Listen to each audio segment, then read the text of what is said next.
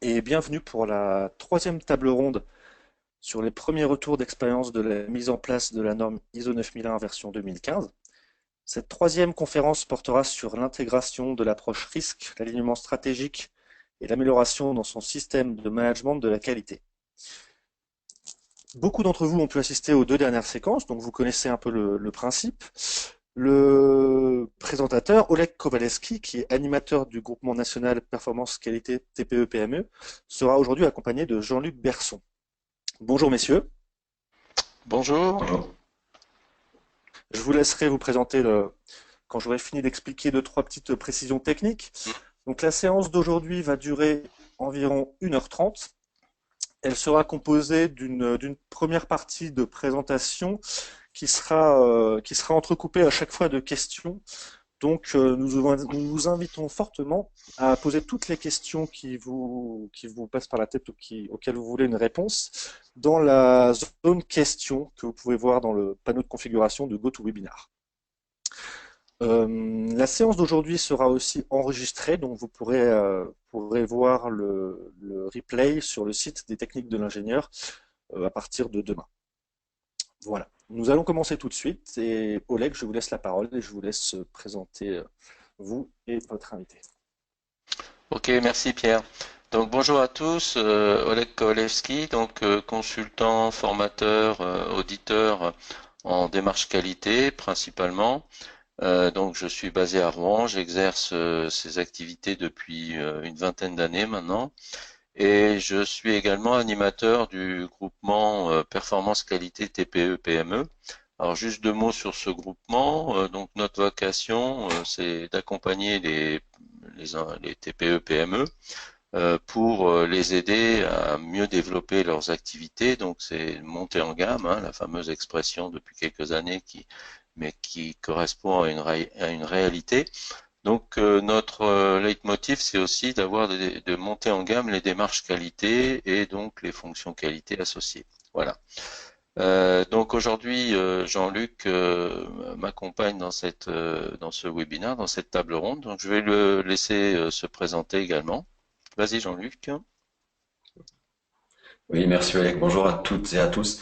Jean-Luc Berson, je suis consultant, auditeur et formateur, un peu comme Oleg. Je suis basé entre Metz et Strasbourg, donc dans le Grand Est. C'est une activité que j'exerce depuis presque 5 ans à temps plein. J'ai été auparavant dans l'industrie automobile, donc je suis un profil automobile assez pur. Dans les méthodes, la qualité, la direction d'usine. Donc une petite quinzaine d'années d'expérience dans ce monde-là. Et depuis 2011, ouais, j'ai décidé de travailler tout seul et d'accompagner les TPE, PME en Moselle, en Lorraine, dans le Nord. Qu'est-ce qu'on a d'autre? La Belgique, le Luxembourg, la Suisse. Bien, je fais court. Ok, merci Jean-Luc. Euh, Donc effectivement, ce qui nous réunit dans le groupement, juste je complète un peu ce que vient de dire Jean-Luc, c'est l'attrait pour euh, les TPE, PME, mais ça nous empêche pas.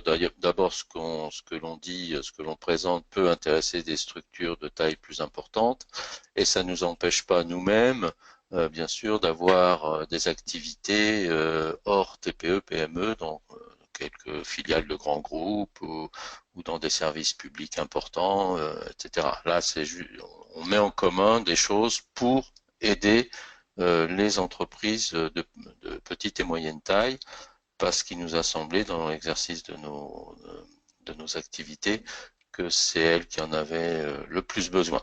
Donc aujourd'hui, ce webinaire, il est axé sur l'approche processus, avec l'approche processus qui intègre également certaines autres nouveautés de la version 2015. D'une part les risques, d'autre part également le rattachement plus marqué que par le passé à la stratégie de l'entreprise et bien sûr toujours aussi l'amélioration continue. Donc voilà, comment on peut revisiter éventuellement, se réinterroger sur l'approche processus compte tenu des nouvelles exigences de la version 2015. Donc comme pour les autres webinaires, pour ceux qui ont déjà participé au premier et au second, l'idée c'est de planter le décor un petit peu. Donc là je vais vous présenter d'une part ce que dit les principes, les exigences du référentiel, mais aussi ma compréhension de ces exigences et quelques éléments de ma pratique personnelle qui vaut ce qu'elle vaut. Elle n'a pas prétention d'être unique, hein, bien entendu, mais qui va permettre d'ouvrir quelques réflexions et puis quelques échanges entre nous.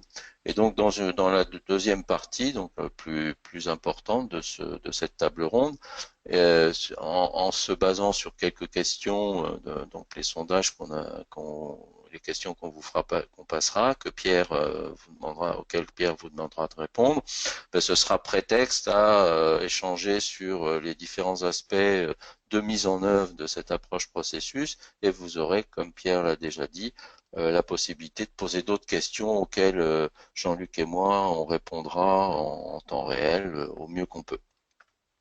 Voilà, donc pour le processus, juste un tout petit peu d'histoire.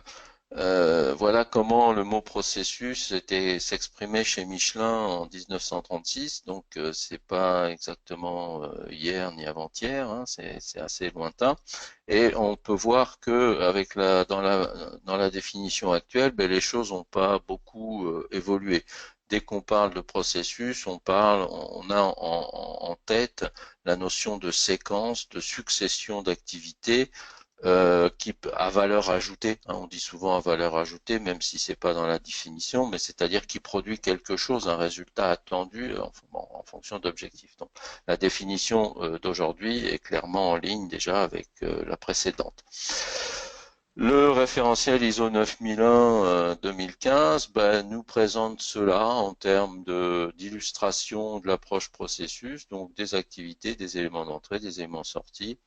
Les éléments d'entrée proviennent forcément de quelque part, de quelqu'un, donc c'est le supplier du sigle CIPOC, et les éléments de sortie sont destinés forcément à quelqu'un aussi, donc c'est le customer du CIPOC, customer client interne ou externe. Donc là, c'est une schématisation une vision assez technique du modèle processus.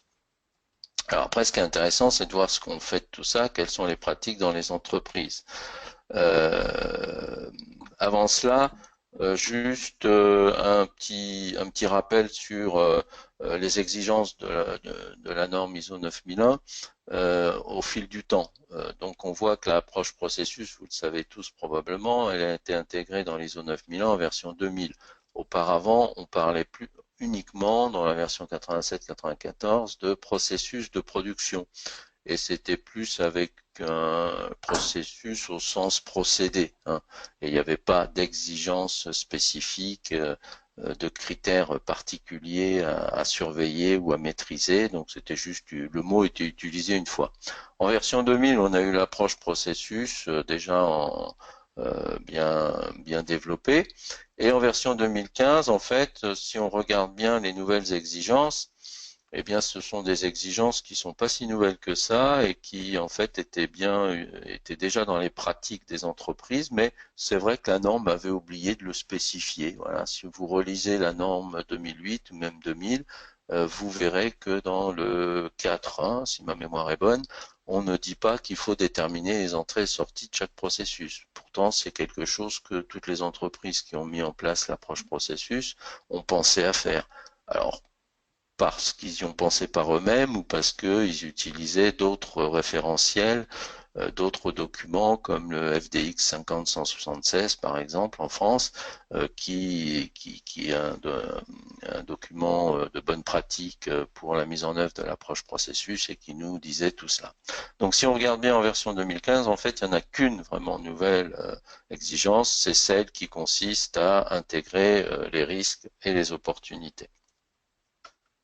Donc si on regarde un petit peu dans le passé, là j'ai ressorti dans mes documents que j'ai exhumés de mes archives une cartographie de processus d'une entreprise que j'avais auditée. Je crois que c'était un audit à blanc d'ailleurs.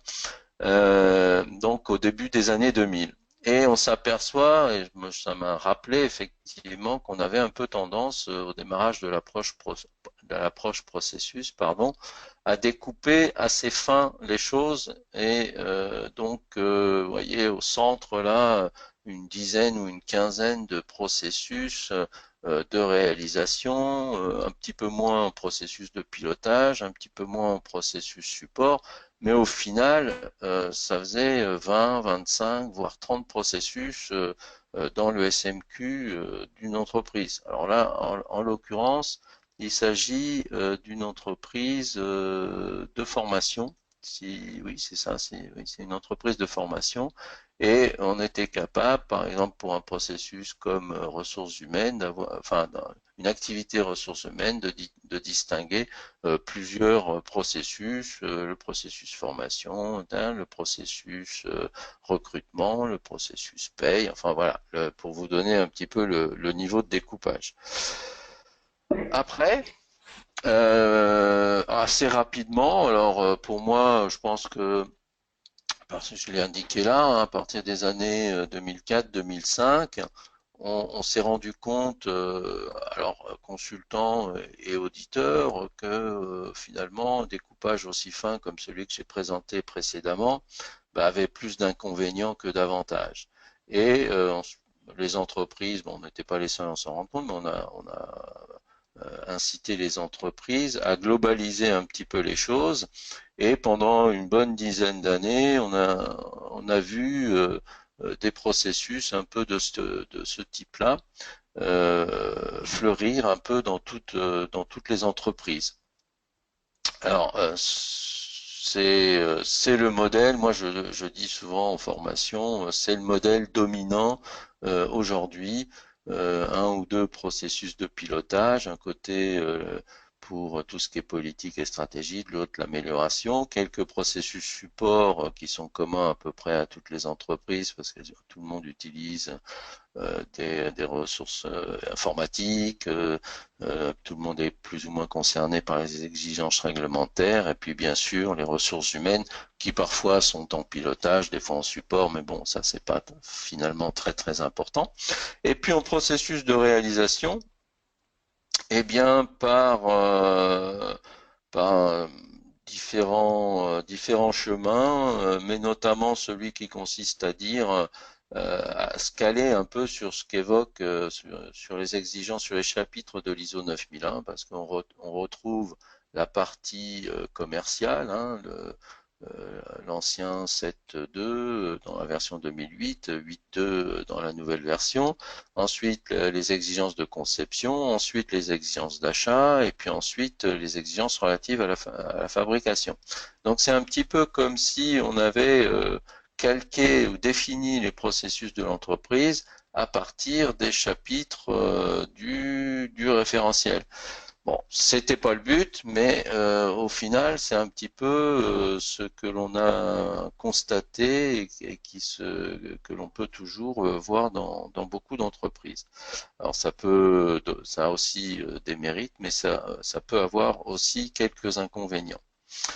Donc pour arriver, et c'est là aujourd'hui en version 2015, c'est l'occasion de se reposer quelques questions.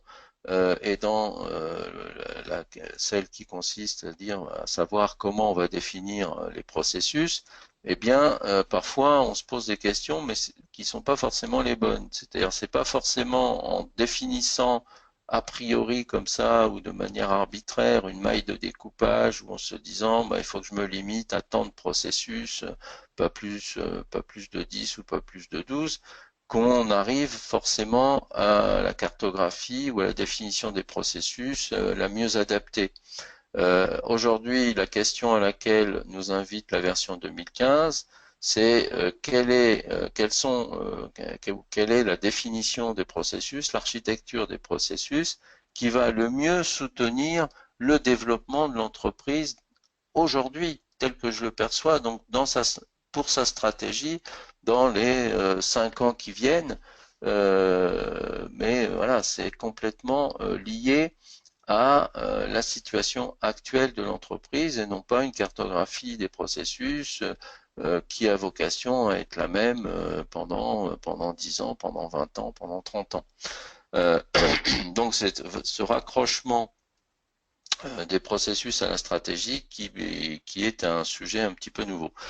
J'ai pour ça relevé un élément dans l'ISO 9000, dans la définition du leadership, qui met clairement en évidence le besoin d'alignement des stratégies politiques, processus et ressources afin d'atteindre les objectifs de l'entreprise. Donc je le représente souvent par ce petit schéma qui illustre l'alignement et une des approches qui peut être approfondie, explorée, c'est celle consistant à trouver la définition, l'évolution ou la définition des processus qui va le mieux correspondre à la stratégie pas à un instant, mais à un moment donné de l'entreprise. Bien sûr, tenant compte effectivement aussi des éléments de contexte, comme on a pu le voir dans d'autres, dans les précédentes tables rondes. Alors, si on regarde un petit peu ce qu'est, dans quoi s'inscrit cette approche processus, donc il s'agit d'une entreprise. L'entreprise, on le sait, il y a des réflexions à plusieurs niveaux. Donc, d'un point de vue stratégique, le but du jeu, c'est de positionner sur le marché des produits que l'on est capable de fabriquer, de fournir, des produits qui vont permettre de créer de la valeur pour les actionnaires, des euros, mais aussi pour les clients et donc obtenir des clients satisfaits. Une fois et ça, ce sont des choix. Chaque entreprise a le choix de définir, de s'engager dans une production de produits A, B ou C pour des clientèles particulières. Et après, on organise, on déploie cette stratégie. On a besoin de moyens, on a besoin de personnes, donc l'organigramme, les moyens, les équipements matériels, l'informatique, les outillages, tout ce qui va bien, et on organise des flux de réalisation. Et dans ces flux de réalisation, les opérationnels, les opérateurs, il y a une affectation. Chacun a un rôle particulier, effectue un certain nombre de tâches. Donc le tout, voilà, ça c'est or, même si, avec ou sans ISO 9001, on retrouve ces différentes strates de réflexion et d'activités spécifiques au niveau stratégique, organisationnel et opérationnel. Et derrière, toute la question qui se pose aux entreprises, c'est de savoir quel type de processus je vais définir pour mettre en musique au mieux ces différentes activités, ces différentes strates. Alors pour ça, j'ai déjà présenté plusieurs fois, il y a en fait plusieurs types de cartographie ou de conception de processus, définition de processus, de réalisation. C'est justement l'entreprise doit faire le choix de celui qui est le mieux approprié par rapport à ce qu'elle veut devenir. Donc le premier type, c'est un peu celui qui est représenté dans la cartographie précédente, où il y a le commercial d'un côté, approvisionnement, achat de l'autre, conception qui n'est pas indiquée là parce qu'il n'y en a peut-être pas, la production y compris jusqu'à la livraison. Donc c'est une manière séquentielle effectivement ou fonctionnelle de définir les choses, mais on peut les définir aussi par ligne de prestation ou par segment de client. Et si on explore un peu ces deux types complémentaires, eh bien, on peut arriver à des choses qui se représentent de cette façon-là, avec pour une entreprise où on identifie des domaines d'activité, enfin ce que certains dans le monde du management appelaient le domaine d'activité stratégique, donc des chaînes de valeur spécifiques qui sont distinctes, là donc j'en ai représenté deux, il peut y en avoir trois, et qui vont permettre et qui représentent les axes stratégiques de l'entreprise, mais avec des différences peut-être de temps de cycle, de modèle d'organisation, de type de vente, etc. Une distinction entre les activités de type A et les activités de type B. Et donc ça peut créer vraiment une approche qui va davantage soutenir une stratégie donnée de l'entreprise qui peut être un développement plus grand, le souhait de faire plus 25% dans le domaine d'activité A par exemple, et puis stabiliser le domaine d'activité B qui est à marge plus faible, mais qui représente le fonds de commerce de l'entreprise. Donc voilà, c'est des choses que l'on peut rencontrer. Donc voilà cette approche avec en transversal hein, les différents métiers contributifs aux activités.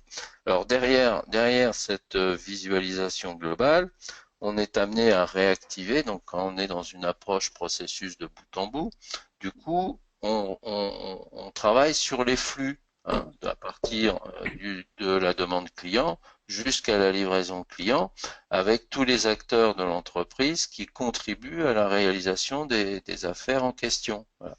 Et accroché à cette représentation des flux, on peut très bien et très facilement articuler une démarche d'analyse de risque un peu en AMDEC pur et dur ou en AMDEC allégé, consistant à reprendre chaque rectangle, chaque activité représentée ici, et en analysant les différents risques liés à chaque activité, en mettant en regard les moyens de maîtrise, que ce soit du contrôle, des procédures ou autres, de la formation, qualification, les moyens de maîtrise associés à chaque activité pour assurer l'atteinte des résultats. Donc c'est une possibilité parmi d'autres, mais je me suis rendu compte dans ma pratique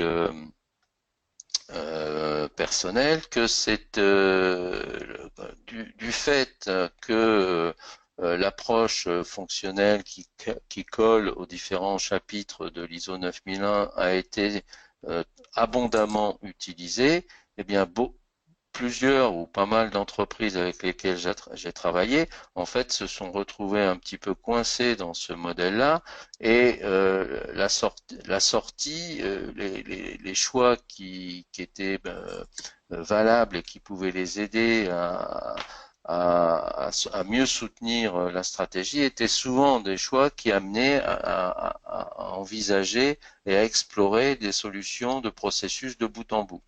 Mais des fois, c'est pas le cas, et là j'étais très content d'avoir un exemple récemment où, au contraire, il nous a semblé que la stratégie de l'entreprise était mieux soutenue par un schéma ou une modélisation de processus plutôt classique.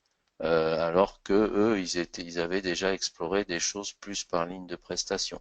Comme quoi, il n'y a pas une seule façon, une meilleure façon de faire, mais il faut raisonner, et c'est l'objet un peu de cette introduction, c'est raisonner en fonction des besoins de l'entreprise au moment où on s'interroge sur la nouvelle cartographie. Donc voilà un petit peu ce que je souhaitais partager avec vous, donc les éléments de pratique.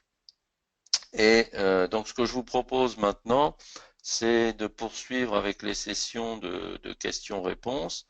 Alors si j'étais un petit peu vite ou pas suffisamment clair sur des éléments, n'hésitez pas dans vos questions à revenir sur demander quelques clarifications. Sinon, là, ce que je propose, c'est qu'on commence un petit peu la séquence des questions qui va permettre, enfin les sondages, et qui va vous permettre, vous également, de nous faire part de vos questions complémentaires et d'engager l'échange dans cette table ronde. Donc une première thématique sur justement l'architecture du SMQ et les processus avec, Pierre, là vous pouvez lancer la première question. D'accord. Donc, Alors, la première question. est-il exact? Alors, avant, Ouais. voilà, je vous laisse lire la question, Oleg, vous l'avez. Non, non, mais allez-y, prenez la main. Est-il exact de dire que le SMQ est l'ensemble des processus définis dans l'entreprise? Alors, on va vous laisser une petite minute pour répondre à la question. J'en profite pour vous dire que vous pouvez aussi profiter de la zone de questions euh, pour me faire des remarques au niveau technique. Est-ce qu'il y a des problèmes de son? Est-ce qu'il y a des problèmes d'image? J'ai pas l'impression. Mais si c'est le cas, n'hésitez pas à en faire part et j'essaierai de résoudre ces problèmes. Voilà. Sinon, comme l'a dit Oleg tout à l'heure, on vous invite fortement à poser toutes vos questions dans la zone de questions puisque on dégage des temps pour y répondre maintenant. Voilà. Donc vous êtes, je vais vous laisser encore quelques secondes pour répondre à la question.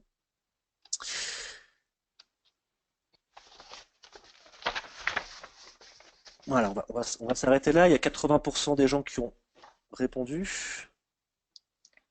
Voilà. Donc là, Pierre, vous affichez les réponses, c'est Voilà, ça, bon, non?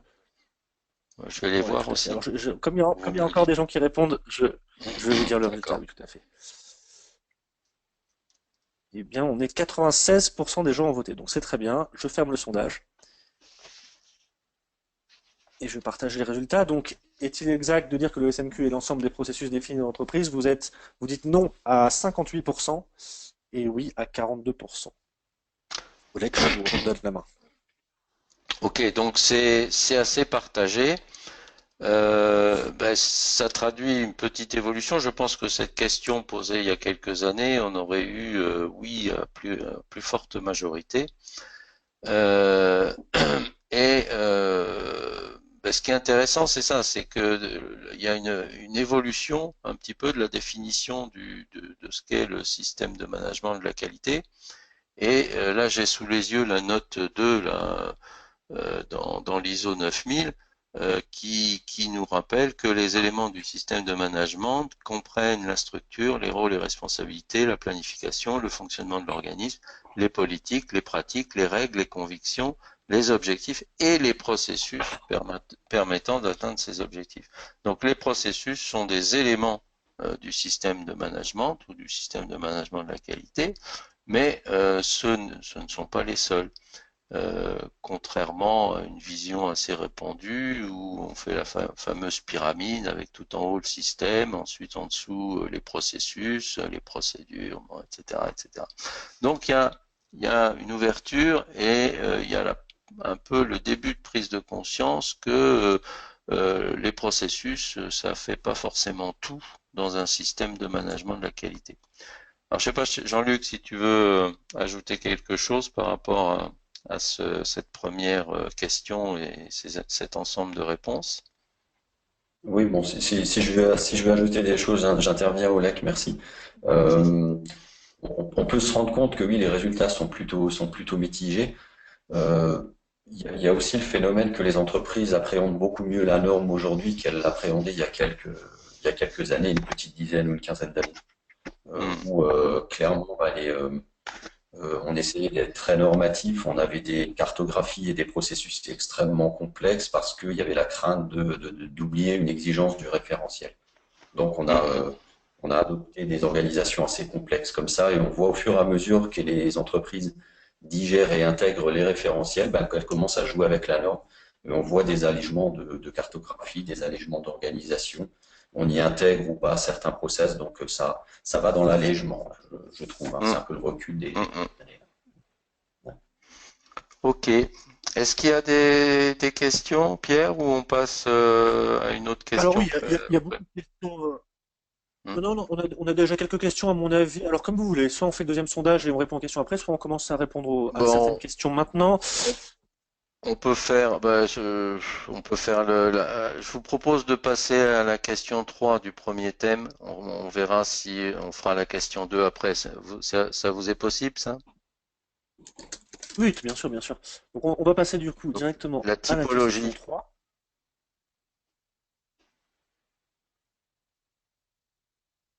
Voilà. La typologie en trois familles de processus est-elle une exigence de la famille des normes ISO 9000? Et par trois familles, on entend management, réalisation et support. Donc on va vous laisser un peu de temps pour répondre. Il y a déjà beaucoup de questions. Il y a déjà beaucoup de questions, mais on va peut-être attendre la fin de ce sondage. Donc au niveau du son, tout le monde me dit que ça marche plutôt bien. Mhm. Donc c'est très bien. Donc on va laisser répondre un peu les gens. On va vous laisser encore 30 secondes. Donc il y avait une question en première toute simple, comment évaluer les risques et les opportunités? Donc peut-être que c'est la La question est question un simple. peu générale. La question est simple, mais j'imagine que les réponses le sont moins. Mm. Euh, Oui, mais on y viendra, celle-ci, oui. oui, oui, oui, j'imagine. Voilà, donc je vais fermer le sondage et partager les résultats. Donc la typologie en trois familles de processus est-elle une exigence de la famille des normes ISO 9000? Vous dites non à 56% et oui à 44%. Donc c'est encore assez partagé. D'accord. C'est partagé de nouveau. Oui. Ouais. Mm, mm. Bon, ben là aussi c'est intéressant parce que euh, bon, ben, avec la précédente version, on aurait et moi-même j'aurais dit ben oui c'est quasiment une obligation. En plus c'était une note dans la version 2008 hein, sur la partie processus où dans cette note on disait qu'habituellement les processus étaient répartis en trois familles, etc., etc. Donc si et apparemment on a un public d'initiés aujourd'hui dans cette table ronde, vous avez vu que cette note n'existe plus et qu'aujourd'hui ce qui est indiqué, c'est la notion de processus nécessaire pour le SMQ. Donc c'est l'entreprise qui a une plus grande latitude et qui doit définir ce qui lui semble nécessaire pour atteindre les résultats attendus de son système de management de la qualité. Donc a priori des résultats attendus sur une dimension satisfaction client bien sûr, et et l'autre dimension importante de mise en avant par le référentiel, c'est la conformité des produits aux exigences clients, réglementaires, etc. Donc sur ces deux dimensions-là, quels sont les processus nécessaires au SMQ? Mais ça laisse une plus grande liberté et à nous, ceux qui mettons en place acteurs de la qualité dans les entreprises, utilisateurs des référentiels, ben à nous de nous approprier cette liberté le plus intelligemment possible et de la manière la plus pertinente pour l'entreprise. Euh, oui, donc D'autres, oui, s'il fallait apporter une réponse attributive à la question, est-ce que la déclinaison en famille de processus est une obligation normative? J'aurais tendance à dire non, c'est pas une exigence normative. C'est plus à titre de compréhension dans la mise en place du SMQ, qu'on les décline par famille pour pouvoir les orienter, c'est dire ben, ce processus-là est plutôt pilote et donne des axes au SMQ. Ce processus opérationnel, lui, ben, il crée de la valeur, mais le référentiel, comme dit Olek, nous demande de déployer des processus, mais ne nous demande pas de les stratifier par famille. Ce n'est pas une obligation normative. alors pour moi derrière ça pose des questions de fond non négligeables, c'est-à-dire que ça pose la question de savoir si les activités de direction par exemple, est-ce que ce sont des processus? C'est-à-dire, est-ce que si on revient à la définition de processus, ensemble d'activités interactives, etc., avec ces notions de séquence, et il y a séquence et procédure qui sont des termes intimement liés au processus. Donc, est-ce que les activités de direction relèvent d'une logique séquentielle et d'une logique de procédure? Ben, c'est pas évident. Et moi, plus j'y réfléchis, et plus je me dis que c'est pas forcément le cas. Et notamment, si je me replace dans le cadre d'entreprises avec lesquelles je travaille le plus souvent, donc des structures petites et moyennes, eh bien, la façon dont la direction, même si c'est pas une seule personne, parfois ils sont deux, plus rarement trois, eh bien, leur réflexion, le cheminement intellectuel qui les amène à prendre les décisions de direction, parce que l'activité de direction, c'est essentiellement prendre des décisions, eh bien, relève pas d'une activité séquentielle, procédurale, mais c'est plus une réflexion stratégique, associative, intuitive. Enfin, il y a plein d'autres types de réflexions, d'activités intellectuelles qui rentrent en ligne de compte et qui ne sont pas réductrices à un processus, à une procédure, à une séquence. Voilà. Donc pour moi, ça pose ces questions-là et ça ouvre des champs de liberté, hein, enfin des options dans la définition, dans l'architecture des systèmes qualité, qui permettent d'être au plus près de la vraie vie de l'entreprise, parce que le but du jeu, c'est ça. Et je reste sur cet exemple de la direction. Quand une direction qui a son mode de raisonnement un peu éloigné d'une procédure et d'une logique séquentielle, vous lui dites ah ouais, mais monsieur le directeur, il nous faut un processus de pilotage, sinon les auditeurs ils vont pas être satisfaits. Ben, c'est quelqu'un de pragmatique, il dit bon ben ok, vous me faites ça, il n'y a pas de souci, mais il s'en préoccupe pas parce que lui, il en a pas besoin pour piloter l'entreprise. Donc si on commence à faire des choses pour la certification, mais dont les personnes, et en l'occurrence ici le directeur n'a pas besoin pour piloter l'entreprise, ben on fait pas œuvre utile parce qu'on alourdit l'organisation d'une entreprise et on donne pas un sens positif à la démarche qualité. Donc pour la montée en gamme des démarches qualité, et moi je reviens à mon leitmotiv du groupement, eh ben, je pense qu'on est obligé de s'interroger sur ce genre de questions, savoir ben, comment on traite les activités justement de direction et quels outils le SMQ propose pour que les dirigeants s'approprient et se disent ah ouais, ce truc-là c'est un outil intelligent. Voilà. Alors, j'ai pas toutes les solutions, mais ce genre de réflexion là, qui est issu de la question nous permet d'ouvrir une porte et à chacun d'explorer après et trouver les bonnes réponses par rapport à son entreprise. Voilà. Pierre, est-ce que vous avez des... Oui, tout à fait, tout à fait. Alors d'abord, une contribution, Oui, qui disait la norme BPM a le concept de processus ad hoc dont les activités ne sont pas séquentielles. Donc voilà, je transmets la précision. Et sinon, j'ai une première question. Euh, alors, il y a beaucoup de questions. Attendez, je vais sélectionner celle-ci. Voilà. Question sur l'approche risque et opportunité de la norme 9001 V2015. Quel distinguo est à adopter pour intégrer et mettre en œuvre des actions face aux opportunités par rapport à l'approche risque? CF, chapitre 6 de la norme. ok. Ouais, pouvez répéter Est-ce que parce vous que voulez que je répète? j'étais Bien sûr. toujours en train de réfléchir aux activités ad hoc. On y reviendra tout à l'heure. Ouais, Euh, ouais, ouais. ouais. Donc allez-y parce Quel que c'est la distinguo deuxième. est à Ouais. Ok, Tout à fait. allez-y. Quel distinguo est à adopter pour intégrer et mettre en œuvre des actions face aux opportunités par rapport à l'approche risque?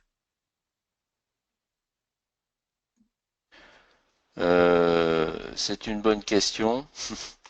Alors effectivement, l'approche risque est plus facilement, euh, on la comprend davantage et on a déjà des outils pour la mise en œuvre. Bon, dans l'industrie, l'AMDEX, ça existe depuis bien longtemps. En plus, quand on fait un rapprochement avec la sécurité et l'environnement, l'analyse des risques, c'est quelque chose qui est également utilisé dans les entreprises depuis longtemps. Donc, on voit comment traiter ça, mais la question des opportunités, c'est un peu moins évident.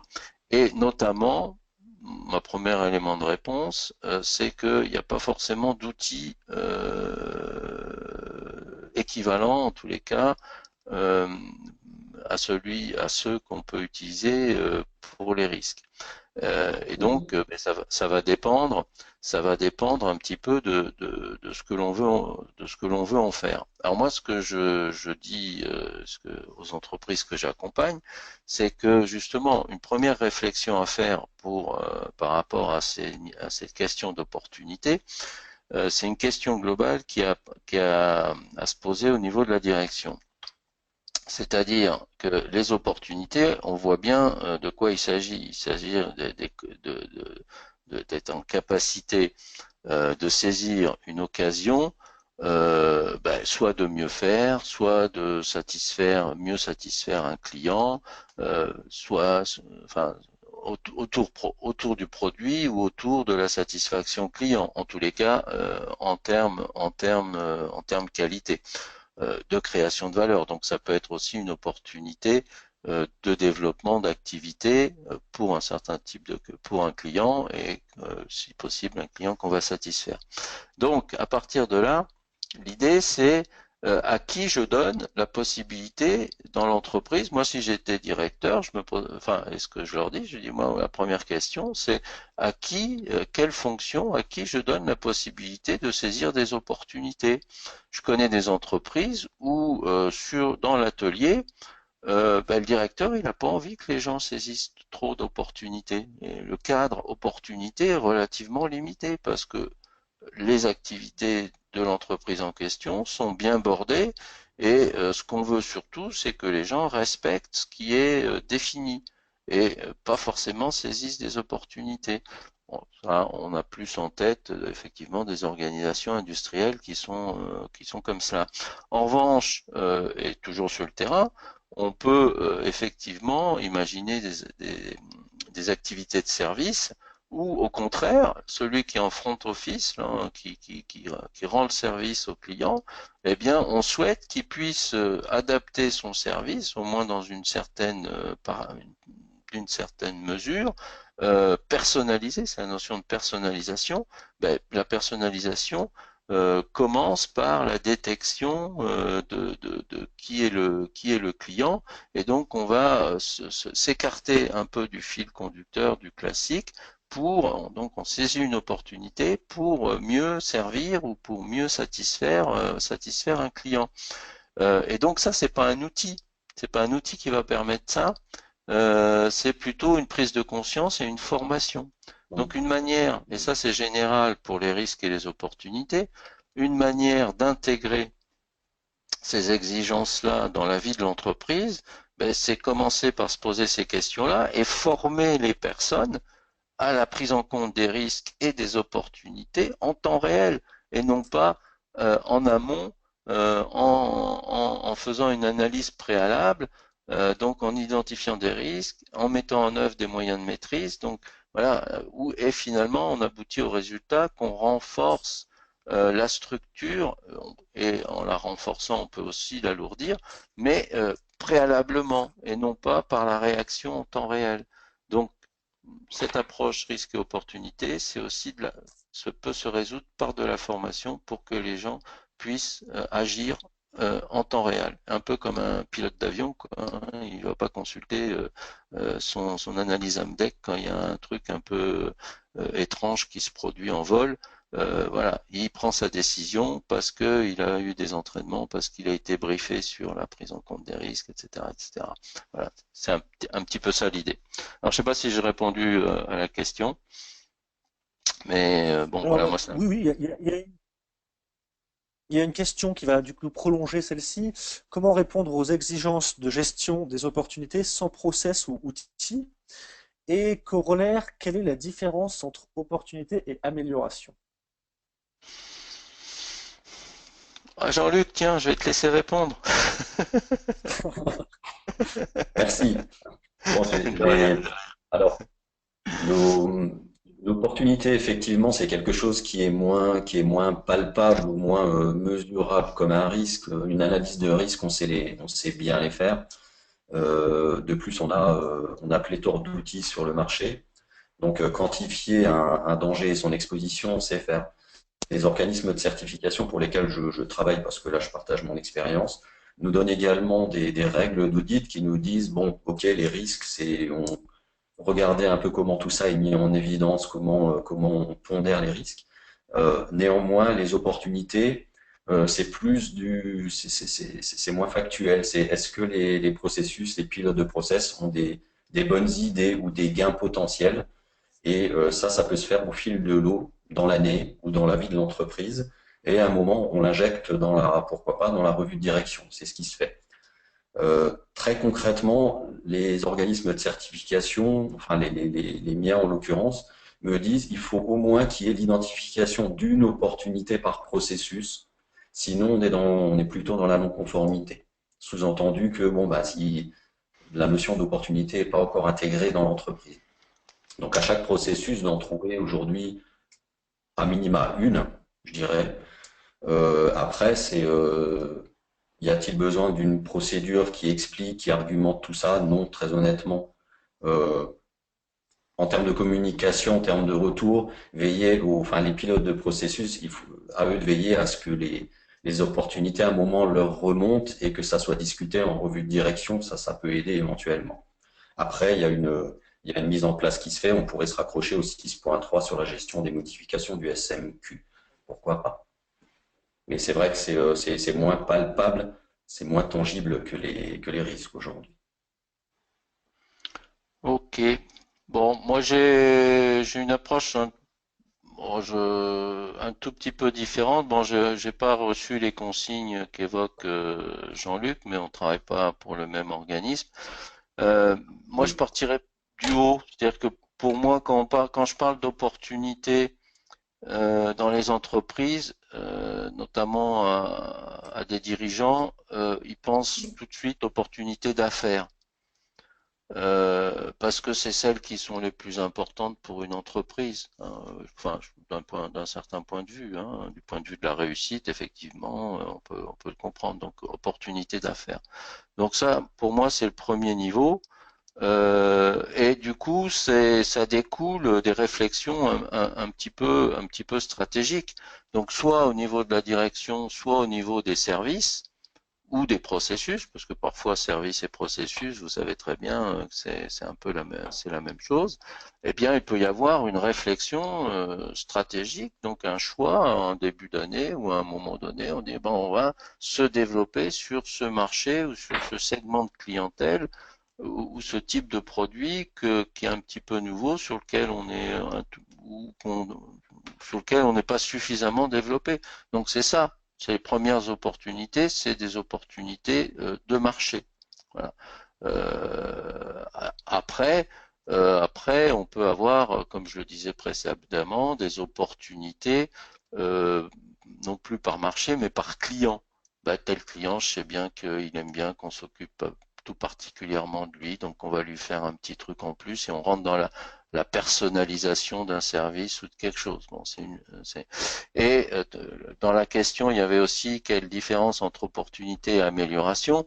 Je crois que avec cette question d'opportunité dans la norme ISO 9001, il faut faire attention avec le distinguo qu'on avait enfin certains organismes de certification nous ont habitués au libellé opportunité d'amélioration. Pour moi, ça n'a rien à voir. C'est pas le même niveau d'opportunité, hein. Là, on a des améliorations et ça, effectivement, des améliorations, ben, on sait très bien qu'il faut qu'il y en ait pour que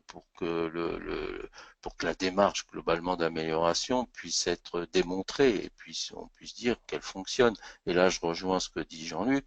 Ben, on a pris voilà un processus où il n'y a pas d'amélioration, ben on dit votre PDCA il tourne pas. Mais moi je fais une différence entre amélioration qui résulte, c'est ce que pour travailler mieux par rapport à un retour d'expérience, par rapport à des indicateurs de mesure, par rapport à plein de choses de l'existant, et on décide de s'améliorer, on se fixe un objectif et on met en place des actions. Ça c'est une chose. De l'opportunité globale, qui associée ou pas au risque, où là on est dans quelque chose d'éventuellement nouveau, et non pas améliorer un existant, mais une orientation, une opportunité d'orientation nouvelle, hein, ou complémentaire. Bon, alors selon qu'on fasse la différence ou pas, effectivement, on peut prendre le sens opportunité avec plus ou moins d'ampleur et du coup, c'est plus ou moins facile aussi d'y répondre. Voilà. Alors, je me permets d'intervenir. Alors, on a beaucoup Hmm. de questions, donc à mon avis, il va falloir peut-être soit répondre un peu plus vite, soit on prendra moins de questions. Je vous laisse Ouais. voir ça. Oui. J'enchaîne vite. Ouais. Comment la norme, comment la ISO 9001 version 2015 traduit-elle cette fameuse exigence relative au management des risques de la 31000 et comment cela se traduit-il concrètement en matière de qualité?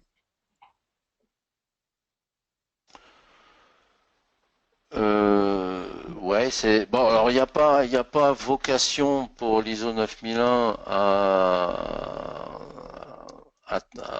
décliner tout ce qui est énoncé dans l'ISO 31000. Il n'y a pas forcément une démarche de management des risques, hein, c'est pas l'exigence. L'exigence ISO 9001, en tous les cas, telle que je l'ai comprise, c'est d'intégrer une approche risque dans la définition et dans le fonctionnement du système qualité. Donc la première des choses qui peut être, il a pareil toujours commencer par le haut avant de penser outils opérationnels, processus ou terrain, mais c'est d'abord se dire tiens dans mes activités, dans mes processus, il y en a qui ont un impact plus direct et plus fort sur la satisfaction client et sur la conformité du produit, donc qui présentent un risque plus élevé, plus important de ce point de vue-là. Peut-être il peut être intéressant que je leur consacre des moyens de maîtrise, des outils différents, plus appropriés au risque encouru. Donc ça, là aussi, ça, par rapport au thème de notre table ronde, ça peut remettre en cause les habitudes qu'on avait prises, qui consistaient à dire une fois qu'on a défini les processus du SMQ, tout confondu, réalisation, pilotage, machin, on déroule le rouleau compresseur et on applique les mêmes outils à tous les processus. Eh bien, voilà un exemple que moi je commence à ne plus faire. Voilà, parce que tous les processus n'ont pas le même impact sur ce qui est la finalité du SMQ, c'est-à-dire la production de produits conformes et la satisfaction des clients. Alors, ça ne veut pas dire que il y a il y a des activités dont on doit pas tenir compte et qui sont, c'est pas une question de valeur, d'importance. Tout le monde, bien sûr, tout le monde est important dans une entreprise, mais n'empêche que objectivement, il y a des activités qui ont qui présentent un risque plus direct par rapport à un résultat produit, un résultat client, et je mets en place des outils adaptés et uniquement sur ces activités-là.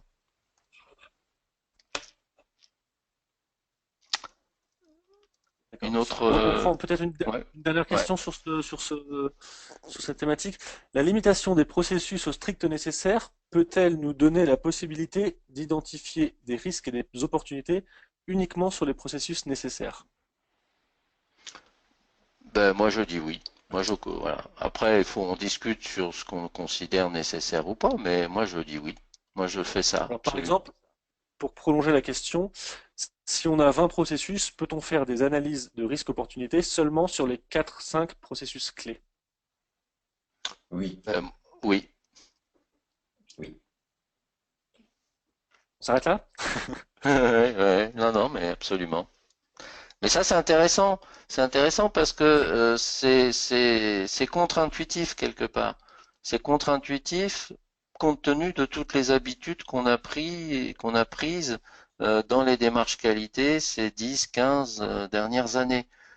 Donc c'est important de le dire, de le réaffirmer et de s'en convaincre, de le mettre en pratique. Et sachez, et là, retour d'expérience, sachez que Ceux qui feront ça, il va falloir qu'ils le défendent parce qu'ils peuvent très bien tomber sur, enfin, excusez, c'est un terme un peu prosaïque, mais ils peuvent très bien C'est une part tomber sur un auditeur qui va pas du tout apprécier. Eh ben, je dis ça parce que ça m'est arrivé. Eh bien, il faut lui faire comprendre qu'on est en 2015 et que on travaille à ressources encore plus contraintes que par le passé et qu'on est en droit de limiter les choses aux éléments les plus importants. Voilà. Donc oui, et merci à celui qui a posé cette question parce que ça permet, c'est vraiment important d'essayer d'avancer et de développer des démarches qualité dans cet esprit-là pour faire au plus juste la qualité, au plus juste là où elle est vraiment nécessaire et là où elle va rapporter en termes de performance pour l'entreprise, quitte à négliger certains autres aspects parce qu'on n'a pas le temps de tout faire. C'est juste une question de ressources, hein. C'est pas plus compliqué que ça. D'accord. Voilà, Pierre, vous pouvez. Ouais. On... Vous Peut-être voulez qu'on enchaîne et à la limite, on on enchaîne? Ouais. reviendra au... il est 11h26, donc il nous reste 35 minutes pour les D'accord. deux autres thématiques. Bon, je pense qu'on peut, bon, juste le thème 2, on en a déjà beaucoup parlé, peut-être, voilà, mettez la question 2 parce qu'elle vient, elle découle un peu de ce qu'on vient de dire. La question 2 du thème 2. La question 2 du thème 2. Et puis après, on passera à la question 3 aussi rapidement. Euh, D'accord. De toute façon, on essaiera de peut-être. revenir sur toutes les questions qui ont été posées d'ici la fin Ouais. Bon, ou on après. passera directement au risque, je sais pas, on va voir. Alors, Donc, est-ce que les décisions stratégiques la question 2 du thème 1, pardon? la question 2 du thème 2, Oui. Est-ce que les décisions c'est stratégiques, ça. organisationnelles, opérationnelles ou les relations sociales relèvent de processus? Alors pareil, oui ou non. Peut-être que pendant que les gens répondent, Oleg, je peux vous poser une petite question sur le premier thème qui nécessitera peut-être pas une réponse longue, qui était plutôt par attrait à votre présentation. Pourquoi mettre les achats en cœur de métier?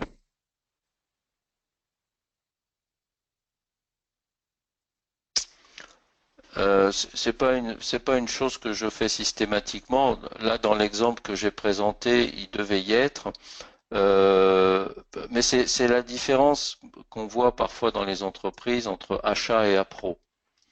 Euh, dans les entreprises industrielles, et là, il y a un côté systématique. Effectivement, les achats, la gestion avec les fournisseurs, la définition des prix, la liste des fournisseurs, l'évaluation, c'est pas forcément du cœur de métier.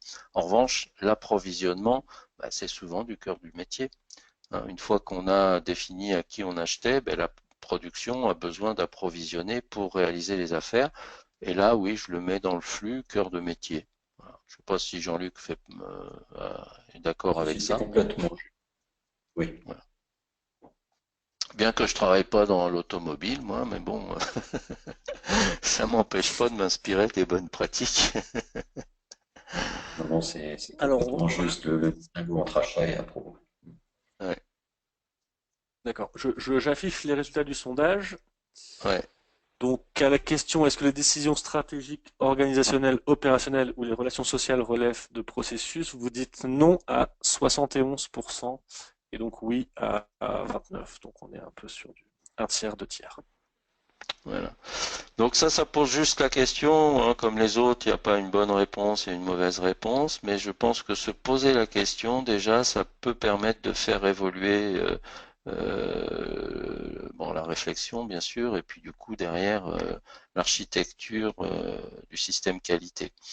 Euh, et ça me ramène un peu à une question qui a été posée. Enfin, c'était pas vraiment une question, mais un constat ou une information disant que dans l'approche BPM, on pouvait avoir des activités ad hoc, c'est-à-dire qui relèvent pas forcément de séquences. Ben ça revient à ça. Je veux dire que s'il n'y a pas de séquence, si c'est une activité avec, c'est juste donc des éléments d'entrée et des éléments de sortie sans qu'il y ait de séquence entre activités, et à l'intérieur il y a une boîte noire, ben, la boîte noire en question, la façon dont les informations, le traitement des informations d'entrée ben, peuvent être très différentes et selon la nature du traitement, ben, il n'y a pas lieu forcément d'appeler ça ni un processus, ni d'outiller ça. On peut l'appeler comme on veut, mais on l'outille pas avec les outils classiques de processus qui sont des procédures. C'est un traitement d'information qui relève d'une certaine compétence, d'une certaine expérience, et du coup, c'est complètement inhérent au métier de la personne, quoi. Donc, c'est plus une maille métier, une maille compétence, connaissance qui traduit cette activité-là qu'une maille processus ou procédure. Voilà. Donc, c'est les réflexions, je crois, qui peuvent apporter, qui peuvent enrichir aujourd'hui nos systèmes qualité en décomposant bien ce qui relève du flux, donc processus, séquence, processus, procédure, et ce qui relève des métiers, des compétences, de l'expérience accumulée et des connaissances, nouveau thème aussi, mais qui ne se traitent pas de la même manière. C'est pas avec les mêmes outils qu'on développe des connaissances ou des compétences que l'on perfectionne des processus. Voilà, c'est le cœur du message. Enfin, un des éléments clés du message, il est là à mon sens. Pierre, D'accord. est-ce qu'il y a d'autres questions? Oui, oui, il y a plein d'autres questions. Peut-on aussi, alors il y a une question un peu assez technique, je sais pas, je vais vous la poser, peut-être que vous ne pouvez pas y répondre, je vous la pose. Dans le chapitre 6.1, il est dit que l'approche risque tient compte des enjeux mentionnés en 4.1 et les exigences de 4.2. Est-il suffisant en matière de performance de ne se limiter qu'à ces deux chapitres? N'est-il pas opportun d'associer l'approche risque au fonctionnement des processus eux-mêmes? CF chapitre 4.4. Je te laisse répondre, Jean-Luc. Alors là aussi, le référentiel, quand il nous dit de prendre en compte les enjeux dans l'approche des risques, c'est logique, il ne pourrait pas le faire autrement très concrètement. Il y a deux approches, soit vous faites une analyse des risques qui est globale à l'entreprise en tenant compte des enjeux, soit vous faites une analyse des risques qui reprend chaque processus. Et donc, le pilote de processus, lui, à lui de faire l'analyse de risque inhérente à son processus, en veillant à ce que tout ça, ça soit bien connecté avec le chapitre 4.1, justement, sur les enjeux externes et internes. Il n'y a pas forcément j'imagine pas une solution idéale, là. Il y a la solution de l'entreprise. Je vois pas, ou alors tu as une autre idée. Non, non, non, je suis d'accord avec ce que tu dis. Moi, je fais, c'est pas le ou, moi je fais le et, c'est-à-dire que cette approche risque, là, effectivement, dans le 600, il y a un renvoi au 4 ans, 4.2, mais si on va dans le 4.4, donc qui est là où on décline les exigences liées au processus, il y a à un moment donné l'intégration des risques et des opportunités au niveau du processus, CF 6.1. Donc moi, comment j'interprète ça? J'interprète ça de la façon suivante, c'est que au niveau global, entreprise, il y a la prise en compte des enjeux, mais les enjeux, pour moi, ce sont des risques, hein, ce qu'on risque de gagner ou perdre. Donc pour définir l'enjeu, on utilise le mot risque, donc voilà, je considère ça comme des risques et opportunités, parce qu'il y a un enjeu positif, un enjeu négatif, et donc une approche risque globale entreprise. Et après, quand on est dans la maille processus, les processus nécessaires, ben, il y a aussi là une prise en compte des risques, mais qui sont des risques d'un niveau différent, puisque là, quand on est dans le processus, ben, on est dans les risques liés aux séquences Voilà. Donc, quel est le risque qu'une séquence ne se passe pas bien, qu'on n'atteigne pas le bon résultat, etc. C'est pas les mêmes types de risques et je remonte pas au niveau du processus, au niveau des enjeux de l'entreprise, parce que ça, je l'ai déjà traité par ailleurs. Voilà. Donc, à deux niveaux, entreprise et processus. Et éventuellement aussi sur quelques risques très précis au niveau opérationnel, les opérations, la soudure, le machin, etc. Des choses. Voilà. D'autres questions, Pierre? Oui, j'enchaîne. Peut-on aussi faire une analyse des risques au niveau global et identifier les processus impactés après? Oui. Oui, bien sûr, oui. Oui, oui, oui. Oui, oui, oui. Oui, Ouais, ça il n'y a pas de prolonge, ça contre-indication. prolonge. Ouais, ouais, bien sûr, bien sûr. Mhm. Alors j'enchaîne, hein. Peut-on mettre le processus de conception en type support puisque les données de sortie ne sont pas transformées par les processus de réalisation? Ah, alors dans certains cas, ça doit être vrai, mais je le vois pas non plus vrai dans tous les cas, ce que vient de dire ce participant. Parce que les données de sortie de la conception, enfin, dans certains cas, sont directement utilisées par les processus aval. Mais j'ai rencontré des entreprises où effectivement la conception était plus en support. J'ai pas de cas précis en tête, mais c'était plus dans des entreprises où la conception était activée rarement. Voilà. Voilà, c'est ce dont je me souviens. Mais ça me paraît pas être une situation systématique. Enfin, je sais pas ce que t'en penses, toi, Jean-Luc. Ben, il y a peut-être, je ne sais pas s'il y a, il y a peut-être une problématique historique sur les référentiels ISO avec cette conception qui était dans la 9002 ou 9003, je sais plus, le 9002, je crois, Hmm. euh, où on pouvait, parce que bon, si la conception est un métier de l'entreprise et systématiquement la conception va se transformer en une industrialisation, en un produit qu'on va fabriquer, là il faut qu'elle soit avec, mais Hmm. Bon, si la personne peut voilà, préciser éventuellement sa voilà. question, mais il doit y avoir des cas de figure où c'est possible. Enfin, moi, j'ai déjà rencontré, là, je me souviens plus exactement dans quel métier, quelles activités, mais j'ai déjà rencontré ce cas de figure, oui. Oui. Alors on a un peu déjà répondu à cette question, mais je la pose, on va peut-être pouvoir compléter. Une analyse des risques macro pour chaque processus est-elle suffisante ou doit-on rentrer dans le détail des risques pour chaque objectif, activité du processus? Elle est a priori comme ça, sans préjuger après de la mise en œuvre, mais pour moi, oui, oui, oui, c'est tout à fait recevable, hein. Ouais, une analyse macro, les risques analysés d'une manière macro au niveau de chaque processus, sans forcément rentrer dans. Et à la limite, moi, ça me paraît raisonnable de commencer par ça. Après, on verra bien, enfin, l'entreprise qui pratique comme ça verra par elle-même si ça apporte quelque chose ou pas. Si on est trop haut dans l'approche macroscopique, on le prend de trop haut et puis ça génère aucune action particulière et aucune amélioration, eh bien, forcément, il faudra descendre un peu plus bas, se rapprocher pour identifier des choses qui vont générer de l'amélioration.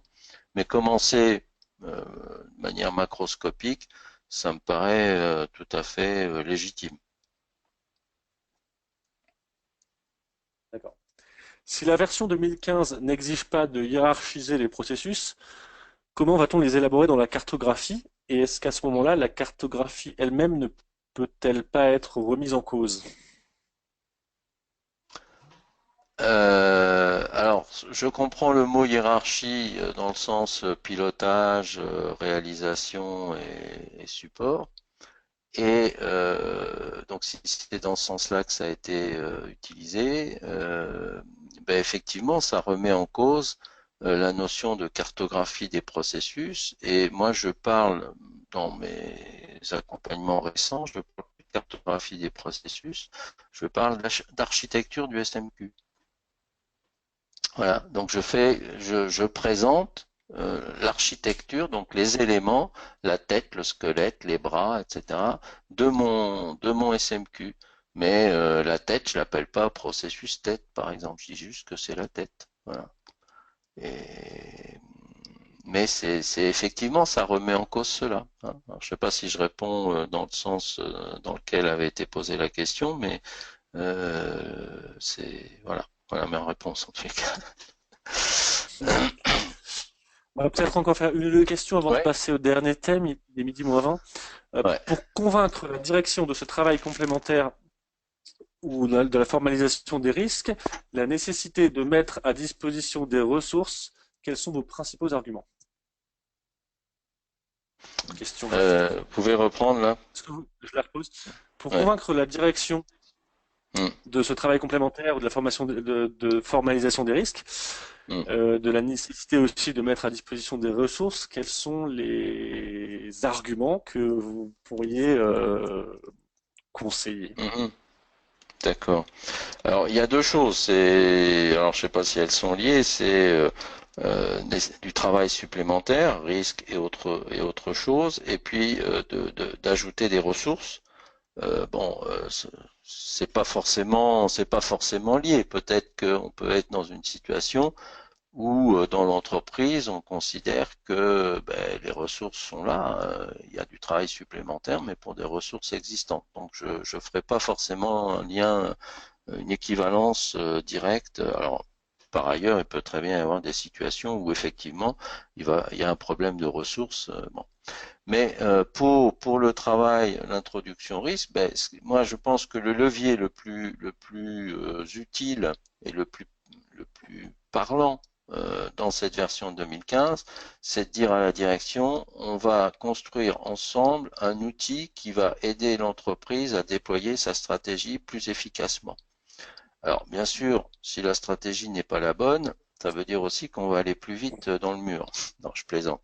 Mais à la limite, bon, tant pis. Bon, les stratégies, elles sont ce qu'elles sont, et de toute façon, c'est pas le système qualité qui a vocation à transformer une mauvaise stratégie en bonne. Il peut pas. Hein, c'est pas, voilà. Mhm. Donc, effectivement, si la stratégie n'est pas bonne, ben malheureusement, on va pas la changer, mais on pourra peut-être identifier les dérives plus rapidement et du coup alerter et changer la stratégie. Par contre, si la stratégie est bonne, eh bien, on va complètement accompagner ce mouvement et permettre d'avoir de meilleurs résultats.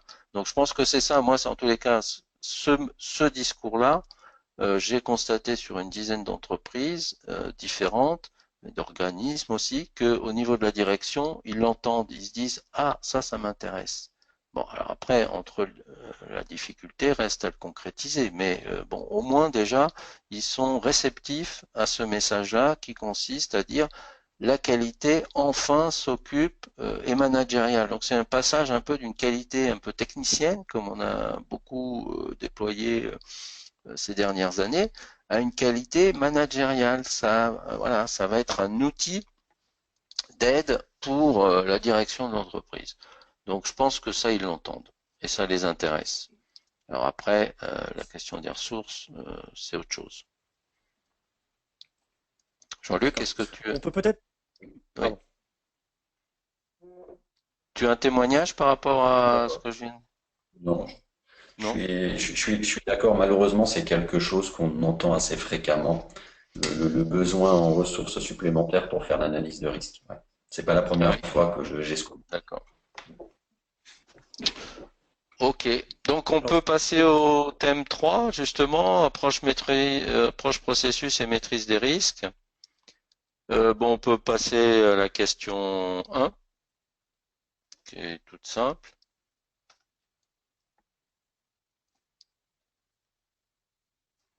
c'est parti. L'AMDEC et ses dérivés sont-ils des outils adaptés pour intégrer l'approche risque au niveau des processus? Je vais vous laisser un peu de temps pour répondre. Alors, comme tout à l'heure, peut-être que je peux vous reposer une petite question pendant ce temps, Olek, assez courte. Alors, je ne sais pas trop quel type de réponse vous pouvez donner, mais les risques doivent-ils être évalués ou est-ce plutôt de l'ordre de la bonne pratique? Point d'interrogation. Les risques doivent-ils être évalués? Ou Euh, ou alors peut-on associer ça plutôt à une bonne pratique? Alors, la question est un peu ouais, je comprends pas trop la originale. question, le problème. Donc, en gros, je pense que la question, c'est est-ce que Le- l'évaluation des risques est quelque chose de nécessaire ou est-ce que ça peut être assimilé à une bonne pratique? Tu peux ouais, répondre, il- Jean-Luc? Oui, il est Je peut-être, vois pas, je comprends pas il bien. est intéressant quand vous pondérez les risques parce que quand vous allez faire cette analyse de risque, on peut avoir énormément de risques qui vont être identifiés. Après, c'est la question, ça pourrait être, on va commencer par quel risque en fait. Et là, l'intérêt de pondérer certains risques, de donner du poids à certains risques plutôt qu'à d'autres, va vous permettre de travailler en priorité sur les risques que vous avez considérés comme importants à traiter. Donc oui, l'intérêt de leur donner du poids pour prioriser certains risques par rapport à d'autres, il a du sens. Mais c'est pas exigé par le référentiel. D'accord. On répond au sondage, donc je vais Ouais. afficher les résultats. Donc l'AMDEC et ses dérivés sont-ils des outils adaptés pour intégrer l'approche risque au niveau des processus? Vous répondez oui à 82%. D'accord. Bon, alors là, je sais pas ce que les 18 autres pourcents avaient en tête, mais je pense que c'est une base qui est tout à fait adaptée euh, au processus, notamment au processus de réalisation.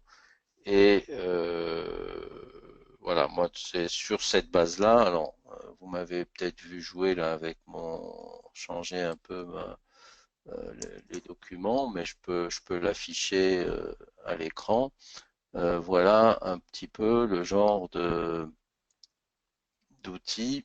Bon, c'est un dérivé. Il y a peut-être pas toutes les colonnes qui s'affichent. Je sais pas. Je peux pas trop toucher sur l'affichage plein écran parce que j'ai euh, le tableau de bord de GoToWebinar qui me gêne.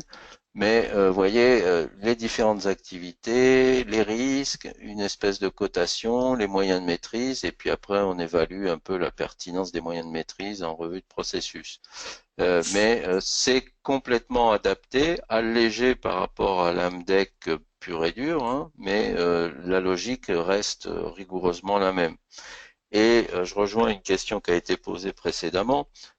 Plus vous appliquez à un processus de bout en bout, comme je vous l'ai montré oui, précédemment, eh bien forcément les activités sont beaucoup plus larges que si on est dans une segmentation de processus ou un découpage de processus très fin, où là, quand on rentre au niveau de l'activité, ben on est dans des opérations.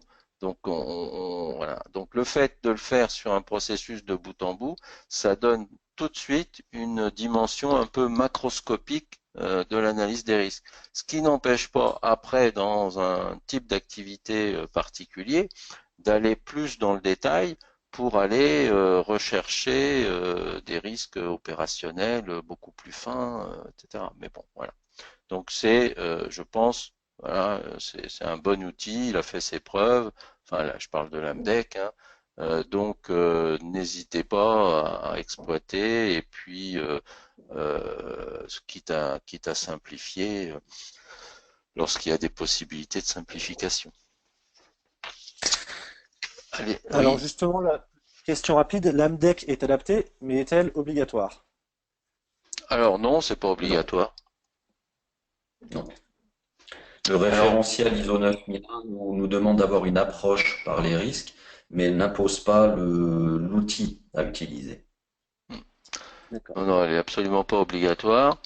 Et ben, ça me donne l'occasion de préciser quelque chose qu'on n'a pas encore évoqué, c'est que l'ISO 9001, contrairement à la 14001 et peut-être aussi à la sécurité, met davantage l'accent sur les actions mise en œuvre face aux risques et opportunités plutôt que sur l'identification des risques.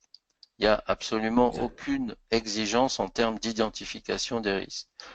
Mais on va regarder, on est plus sur le résultat. Qu'est-ce que vous en faites?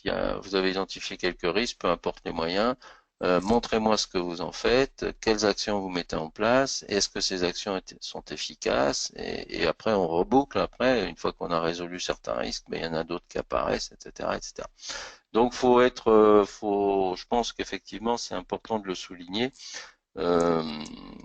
L'ISO 9001 est assez large sur cette question d'identification des risques. Très bien. On va prendre encore quelques questions avant de conclure.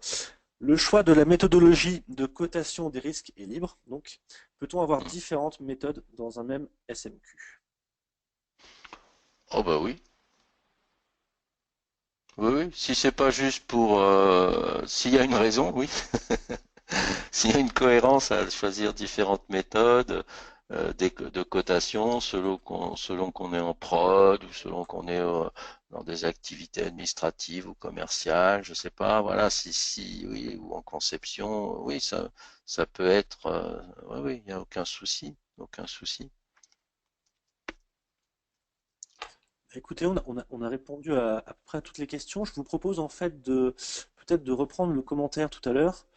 Il y avait deux commentaires qui me paraissaient intéressants, qui sont pas sous forme de questions. Le premier, c'était, je pense qu'il existe des opportunités liées aux nouvelles technologies pour atteindre une meilleure efficacité, qui sera rendue possible par justement les nouveaux outils liés à ces nouvelles technologies. Donc, je pense que c'était Tout à fait, intéressant ouais. d'avoir ce commentaire. Ouais, ouais, ouais, bien sûr. Et la contribution par rapport à la norme BPM, donc la contribution, c'était la norme BPM a le concept de processus ad hoc dont les activités ne sont pas séquentielles. Ma contribution a seulement pour objet de lever la contrainte liée à la séquentialité des activités d'un processus. Ce n'est pas une obligation. La définition d'un processus ne l'impose pas. Voilà, donc c'était des petites remarques. On a Mais une, moi, je suis pas un grand spécialiste du BPM. Sûrement que la personne qui a fait ce commentaire peut très bien, peut-être maîtrise beaucoup mieux le concept et l'application.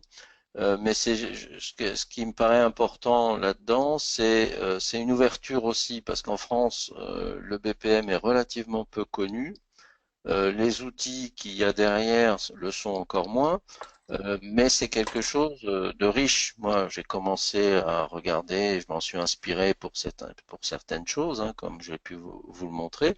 Donc, c'est une invitation enfin, j'invite tout responsable, qualité, consultant, etc., à s'informer sur le BPM qui est complémentaire et nous fait voir le processus sous des angles un peu différents de ce que l'on avait l'habitude en France, notamment. C'est un angle différent de la NFX 50-176, etc., etc. Et ça va converger, c'est dans l'air du temps. Quelqu'un qui est très au fait du BPM vient d'être nommé responsable par AFNOR pour mettre à jour la NFX 50-176.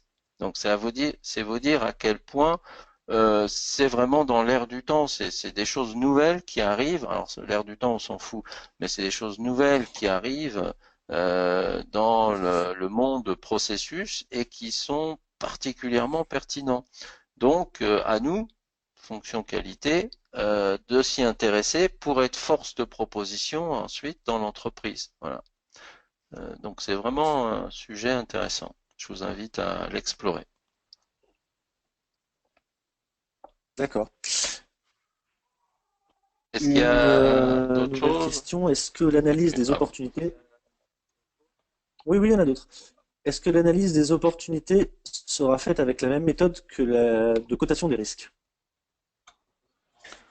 Euh, non, on peut coter les opportunités, bien sûr, mais pas avec les mêmes critères. Gravité, fréquence, criticité, ça n'a pas trop de sens, hein. Là, les opportunités, c'est par rapport au gain, le bénéfice, hein. Quel bénéfice, quelle facilité d'intégration, hein, parce qu'il y a des opportunités, ça peut être génial, mais est-ce qu'on est capable d'intégrer, d'aller là, qu'est-ce que ça va demander comme effort, hein, organisationnel, connaissance, etc. Donc les critères, à mon avis, seront forcément différents, mais côté les opportunités, oui, ça paraît être une bonne idée, une bonne idée. Alors peut-être une toute dernière question. Oui. Existe-t-il d'autres démarches structurées pour l'identification des risques que la méthode AMDEC et ses dérivés? Jean-Luc, si tu as des idées là-dessus, Eh ben, j'y je réfléchis, réfléchissais aussi. dans le Euh, sens environnemental, on s'inspire, quand on fait l'analyse des aspects environnementaux, on s'inspire un peu du principe de l'AMDEC. En santé hmm, sécurité, le document unique, on est un peu dans cette approche-là. ouais. Il y en a sûrement d'autres, mais L'HACCP, c'est de l'AMDEC aussi. Euh, Moi personnellement, voilà, j'en connais pas beaucoup d'autres. Je sais, pour avoir côtoyé un petit peu l'INERIS, qui sont l'Institut national des risques, enfin l'étude des risques, etc. Euh, Ils ont des approches un peu plus globales où ils développent des scénarios, ils travaillent à partir de scénarios, un peu comme ceux qui s'occupent, je me souviens plus leur nom là, du dérèglement climatique, hein, le grand comité de scientifiques, ils décrivent, Le GIEC? le GIEC, voilà, ils développent plusieurs scénarios, ils regardent les effets de chacun des scénarios, et puis ils évaluent peut-être les probabilités que enfin voir quels sont ceux qui ont le plus de chances de se produire ou pas, ou les conditions qui pourraient faire qu'un scénario se produise et pas l'autre, etc. Donc, là, on est bien dans l'étude des risques aussi, et avec des approches un petit peu différentes. Donc, mais moi, je suis pas spécialiste de ça. Dans l'industrie, dans les entreprises, oui, classiques, ce que j'ai le plus vu et donc pratiqué, c'est euh, des approches qui dérivent de l'AMDEC.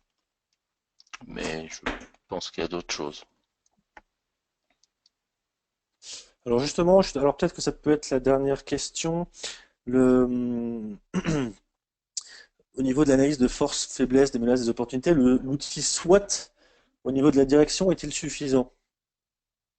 Alors je ne sais pas si tout le monde est familier avec l'outil SWOT, Oui, qui oui, veut dire oui. justement force, faiblesse, opportunité, menace. Alors, il est largement suffisant. Euh, Moi, je suis pas un fan parce que tel que je le connais, c'est plutôt un outil qui aide alors non pas forcément à la définition d'une stratégie, mais à l'évaluation d'orientation stratégique, hein. Donc ça permet de présenter, de structurer la réflexion dans un cadre stratégique, de définition de stratégie. C'est pas directement ce que demande l'ISO 9001, mais bon, voilà, qui peut le plus, peut le moins.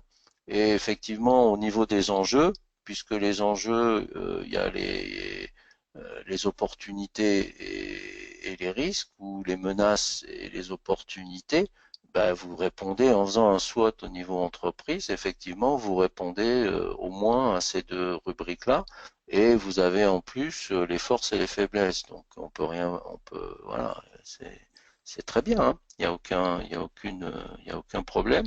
Et alors, effectivement, si on se place dans l'hypothèse où l'entreprise, pour sa stratégie, a déjà mis en place une analyse et a utilisé un SWOT, à ce moment-là, c'est vrai que d'un point de vue démarche qualité, ça vaut le coup de s'accrocher aux résultats de ce SWOT et voir dans quelle mesure les menaces et les opportunités peuvent être déclinées, enfin comment elles se déclinent dans le SMQ.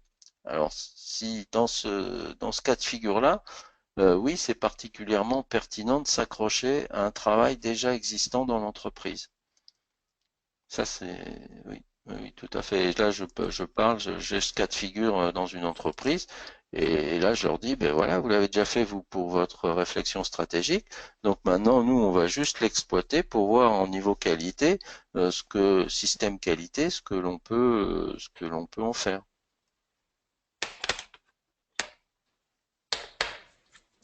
Très bien. Alors Jean-Luc a disparu de la webcam, Ah oui? mais je pense qu'il nous entend toujours. D'accord. On va Bon, conclure ce webinaire. Je vous Oleg, entends. je vous laisse peut-être. D'accord. Je vous laisse peut-être conclure, Oleg, avec Jean-Luc. bah écoutez, la conclusion, moi, ce qui m'importe, c'est d'avoir répondu aux interrogations que les participants pouvaient avoir, répondu au mieux aux questions. Voilà, donc j'espère effectivement avoir atteint cela. Pour le reste, en tous les cas, merci à tous de votre participation. Merci aussi à Jean-Luc pour sa collaboration. Et puis donc à très bientôt pour le prochain, donc le 23 mai, qui sera plus centré sur les connaissances. Donc cette exigence nouvelle aussi dans l'ISO 9001 version 2015, et voir un peu comment on peut traiter ça, le mettre en œuvre dans la pratique. Voilà, à très bientôt. Jean-Luc, si tu veux À ajouter quelque bientôt. chose. Ok. Non, c'est une belle conclusion, Oleg. Ok, merci. Bonne fin de journée à Eh ben tous. merci à tous. Merci. Très bien, merci à tous. Oui, en tout cas, effectivement, pour répondre à votre question, Oleg, on a répondu à quasiment toutes les questions qui ont été posées, donc je pense que de ce côté-là, il n'y aura pas de frustration. Et effectivement, au risque de me répéter, rendez-vous le 23 mai pour le dernier webinaire de cette table ronde qui s'intitulera Comment intégrer la gestion des connaissances dans son système de management de la qualité. Voilà, donc merci à tous, bon appétit, puisqu'il est l'heure de manger, et donc à bientôt pour un nouveau webinaire. Au revoir. Au revoir. Au revoir.